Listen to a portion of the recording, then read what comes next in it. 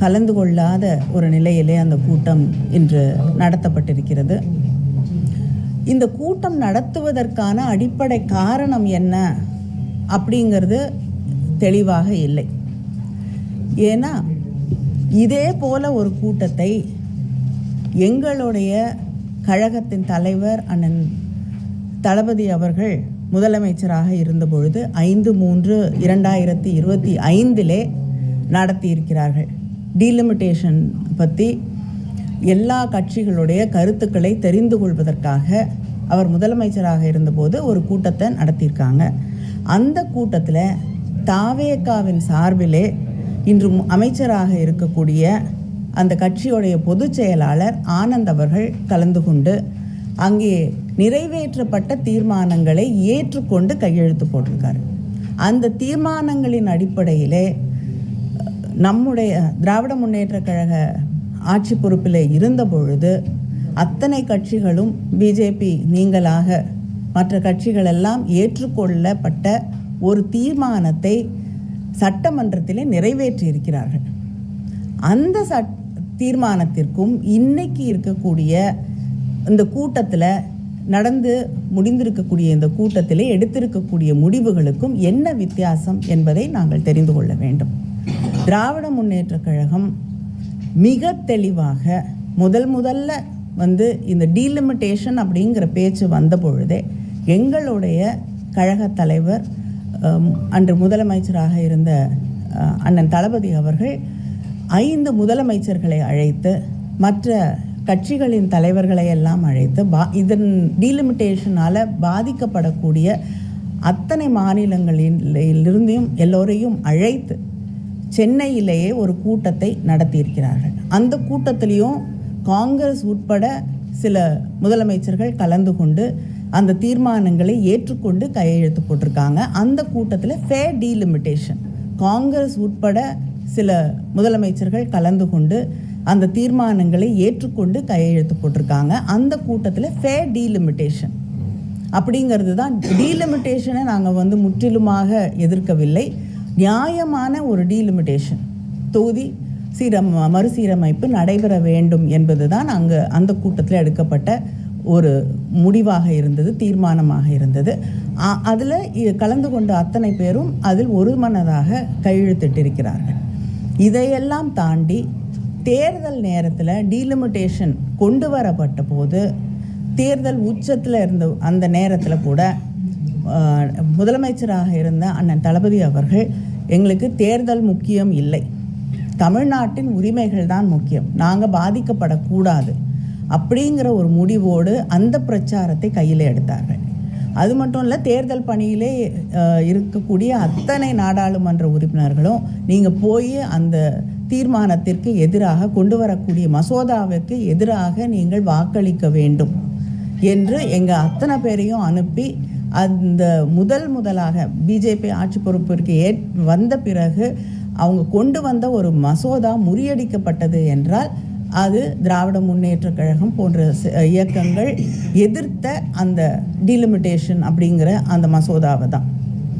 இந்த அளவிற்கு தொடர்ந்து அதற்காக குரல் கொடுத்து கொண்டு இருக்கக்கூடிய இயக்கம் திராவிட முன்னேற்ற கழகம். ஆனால் அதே நேரத்தில் தமிழ்நாடு பாதிக்கப்படக்கூடாது அப்படிங்கிறது தான் எங்களுடைய தொடர்ந்த கோரிக்கையாக இருக்கிறது. நாங்கள் வைத்திருக்கக்கூடிய தீர்மானங்களின் அடிப்படையிலே நாங்கள் போன முறை அந்த மசோதா கொண்டு வரப்பட்ட போது நாடாளுமன்றத்தில் எங்களுக்கு எதெல்லாம் ஏற்றுக்கொள்ள முடியாது என்பதை மிக தெளிவாக எடுத்து வைத்திருக்கிறோம்.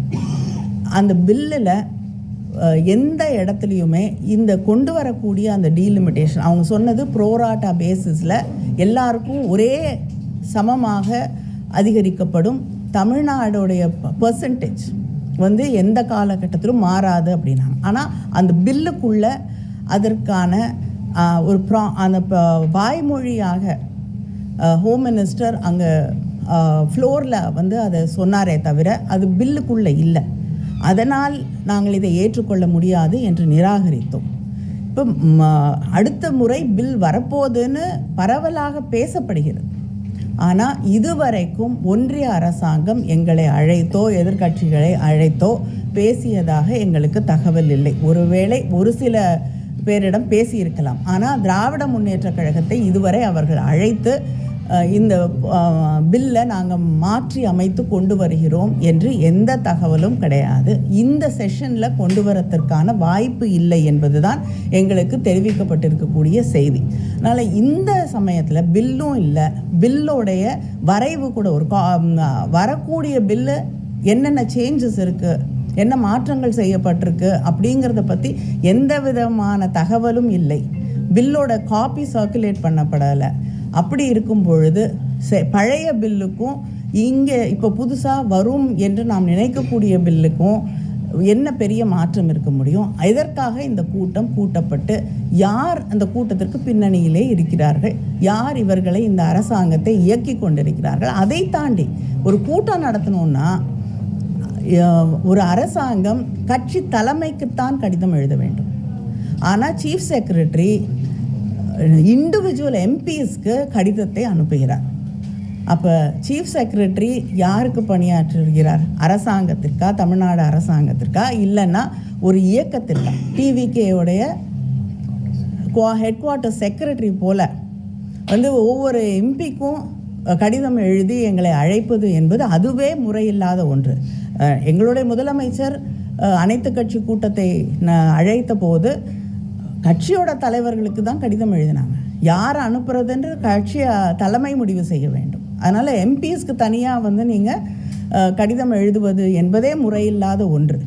அதனால் எந்த தேவையும் இல்லாத நேரத்தில் எத்தனையோ பிரச்சனைகள், மேகதாது பிரச்சனை மிக மோசமான ஒரு இதில் போயிட்டுருக்கக்கூடிய ஒரு சூழலில், விவசாயிகளுடைய பிரச்சனைகள் பற்றி எரிந்து கொண்டிருக்கக்கூடிய இந்த சூழலில் திசை திருப்பக்கூடிய ஒரே வேண்டும் என்ற ஒரே எண்ணத்தோடு அவங்க கூட்டணியில் இருக்கக்கூடியவர்களுக்கு எந்த விதமான ஒரு எம்பாரஸ்மெண்ட்டும் வந்துடக்கூடாது அப்படிங்கிற ஒரு எண்ணத்தோடு திசை திருப்புவதற்காக இன்னைக்கு இந்த கூட்டம் நடத்தப்பட்டிருக்கிறது. இந்த பிரச்சனையை கையில் எடுத்திருக்கிறார்கள். புதுசாக என்ன சொல்கிறாங்கன்னா, தொகுதி மறுவரையே தேவையில்லை, இந்த எண்ணிக்கையிலே இருக்கணும், எண்ணிக்கையை உயர்த்தவும் கூடாது, மக்கள் தொகை அடிப்படையிலே வேணாம், 50% வேணாம், மறுவரையிலே தேவையில்லை, இந்த எண்ணிக்கையே இருந்தால் போதும், நாடாளுமன்ற உறுப்பினர்களுக்கு பேசுறதுக்கான வாய்ப்பே இங்கே கிடைக்கல, 543 பேர் இருக்கும்போது 5 நிமிஷம் கிடைக்க மாட்டேங்குது, எண்ணிக்கையை உயர்த்தினா அதுக்கான வாய்ப்பே இல்லை அப்படின்னு சொல்லி பல கட்சிகள் தெரிவிச்சிருக்காங்க. முதலமைச்சர் அந்த கருத்தை நாடாளுமன்ற உறுப்பினர்கள் கட்சியில் ஒவ்வொரு கட்சிக்கும் எத்தனை உறுப்பினர்கள் இருக்கிறார்கள் அப்படிங்கிற அடிப்படையில் தான் நேரம் ஒதுக்கீடு செய்யப்படுகிறது. இண்டிபெண்ட்டாக இருக்கக்கூடியவர்களுக்கு தான் நேரம் குறையக்கூடிய வாய்ப்பு இருக்கே தவிர உங்களுடைய கட்சிக்கு எத்தனை பிரதிநிதிகள் இருக்காங்க அப்படிங்கிறதோடைய அடிப்படையில் தான் நேரம் ஒதுக்கீடு செய்யப்படுகிறது. அதனால் இதையெல்லாம் நம்ம ஒரு காரணமாக சொல்லி இது வேண்டான்னு சொல்கிறது. மாற்றவில்லை என்றால் அதை மாற்றணும்னு திராவிட முன்னேற்ற கழகம் நீங்கள் மாற்றியே ஆகணும், டீலிமிட்டேஷன் கொண்டு வரணும்னு நாங்கள் சொல்ல. நாங்கள் கேட்கக்கூடிய ஒன்றே ஒன்று 33% பெண்களுக்கு இடஒதுக்கீடு வேண்டும் என்று. அதுதான் எங்களுடைய தொடர்ந்த கோரிக்கையாக இருக்கிறது. ஆனால் சில இடங்களிலே கிட்டத்தட்ட சில தொகுதிகளில் 40 லட்சத்துக்கு மேலே அங்கே இருக்கக்கூடிய பாப்புலேஷன் இருக்கக்கூடிய ஒரு சூழலில் டீலிமிட்டேஷன் கொண்டு வரணும்னு நினைக்கக்கூடிய இதில் பாப்புலேஷன் பேசிஸ் மக்கள் தொகை அடிப்படையில் கொண்டு வந்தால் நமக்கு மிகப்பெரிய, முக்கியமாக தென் மாநிலங்களுக்கு மிகப்பெரிய ஒரு பாதிப்பு இருக்கும். அதனால் மக்கள் தொகை அடிப்படையிலே அதை கணக்கீடு செய்யக்கூடாது அப்படிங்கிறது தான் நாங்கள் தொடர்ந்து வலியுறுத்தக்கூடிய ஒன்று. அதனால் தமிழ்நாட்டுக்கு எந்த விதத்திலும் இந்த பிரதிநிதிகளுடைய எண்ணிக்கை குறைந்து விடக்கூடாது.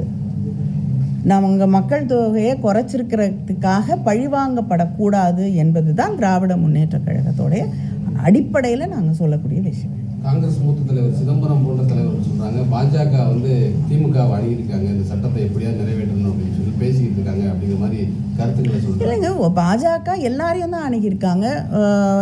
எனக்கு வந்த செய்தி, பார்லிமெண்ட்ரி அஃபேர்ஸ் மினிஸ்டர் திரு கிரண் ரிஜிஜு அவர்கள் எதிர்க்கட்சி தலைவராக இருக்கக்கூடிய திரு ராகுல் காந்தியை நேரடியாக சென்று சந்தித்தார் கூட சொல்லியிருக்காங்க. ஒரு பில்லு கொண்டு வரணும்னா எந்த இவர்கள் வேணால் யாரையும் சுமூகமாக அணுகி பேசாமல் இருக்கலாம். ஆனால் பொதுவாக நாடாளுமன்றத்தில் ஒரு பில் கொண்டு வரணும்னா எல்லா தலைவர்களையும் அழைத்து பேசுவார்கள். ஆனால் இந்த போன தடவை தோற்கடிக்கப்பட்ட பில் இப்போ மறுபடியும் கொண்டு வர போகிறோம், அதனால் அதை பற்றி நாங்கள் பேச வேண்டும் என்று திராவிட முன்னேற்ற கழகத்தை இதுவரை யாரும் அழைத்து பேசவில்லை. மேடம், திமுக போராட்டத்துக்கு பின்னாடி சீட்டு மொத்தமாக 60 சீட்டாக உயர்கிறது அப்படின்னு ஒரு செய்தி இருக்குது. இது வந்து திமுக கிடைத்த வெற்றியா, ஃபேர் டீலிமினேஷனுக்கு ஒரு ஆதரவான ஒரு நிலையா? நிச்சயமாக நம்ம எந்த விதத்திலையும் பாதிக்கப்படாமல், இப்பொழுது இருக்கக்கூடிய சதவிகிதம் குறைக்கப்படாமல் நம்முடைய எம்பிஸோட எண்ணிக்கை அதிகரிக்கப்படும் என்றால் தொடர்ந்து எங்களுடைய தலைவரும் திராவிட முன்னேற்ற கழகமும் இதற்காக நாங்கள் போராடி கொண்டிருக்கிறோம், வாதாடி கொண்டிருக்கிறோம். திரு ராகுல் காந்தி அவர்கள் வந்து இதை வந்து நேரடியாகவோ அல்லது மறைமுகமாகவோ ஆதரித்தால் அது எட்டப்பன் வேலை அப்படின்னு குறிப்பிடுறாங்க. அதே மாதிரி பிரவீன் சக்கரவர்த்தி வந்து இல்லைங்க, இல்லை வந்து யார் எட்டப்பர்கள் யார் எட்டப்பர்கள் இல்லைன்னு தேர்தல் முடிவுக்கு பிறகு யார் யார் எப்படி நடந்துக்கிட்டாங்கங்கிறத பார்த்து மக்களுக்கு மிக தெளிவாக தெரியும். அதனால் யார் எட்டப்பர்கள்னு தமிழ்நாட்டு மக்களுக்கு தெரியும். யார் முதுகில் குத்தியவர்கள், யார் வந்து நேர்மையாக மக்களோடு அரசியல் செய்கிறார்கள்னு தமிழ்நாட்டு மக்களுக்கு தெரியும்.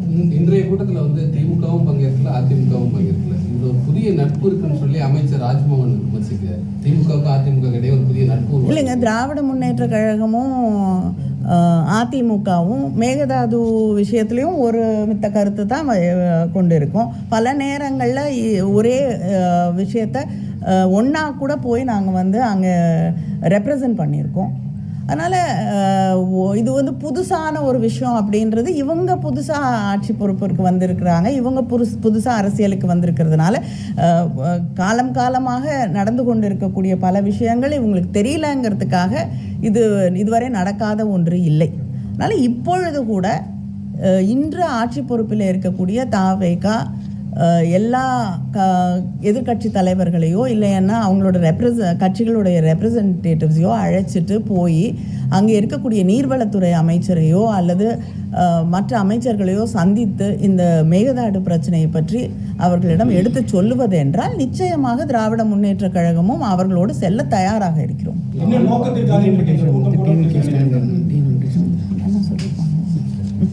என்னங்க இன்றைக்கு வந்து தமிழக முதல்வர் கூட்டியிருக்க இந்த கூட்டம் என்ன நோக்கத்திற்காக நீங்கள் இல்லைங்க, திசை திருப்புறதை தவிர வேறு எனக்கு எதுவும் தெரியல. சரி, நோக்கம் அப்படின்னா இது வரைக்கும் கூட்டம் நடந்து முடிஞ்சிருச்சு இல்லையா?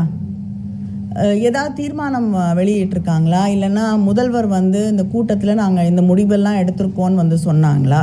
டிவிக்கேவுடைய ஸ்டாண்ட் என்ன ஏதாவது தெளிவுபடுத்தியிருக்காங்களா? அதனால் என்ன நோக்கம்னு எங்களுக்கு தெரியல, அவங்களுக்காக தெரியுமான்னு எனக்கு தெரியல.